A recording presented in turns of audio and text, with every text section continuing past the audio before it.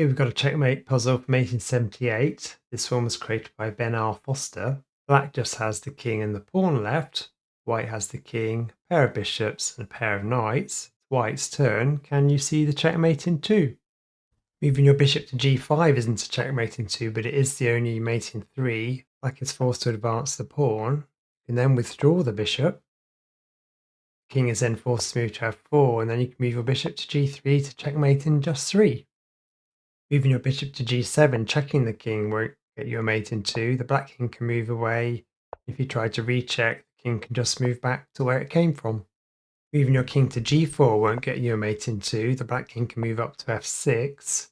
And if you check with the bishop, the king has a couple of escape squares. Moving your king to g5 is actually a bit of a disaster, because when black advances their pawn, and then you have to move your king away, and then it's a stalemate because the black king can't move and they can't advance their pawn.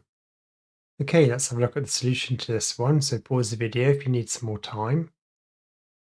To get the checkmate in two for white, you need to move your bishop to f8. Black advances their pawn, you can then move your bishop to d6 to checkmate in two. If black decides to move their king to f6, you can move your bishop back to g7 to checkmate in two. And if black moves their king to f4, you can move your bishop to d6 to checkmate in two. Thanks for watching, please like and subscribe, and I'll see you next time.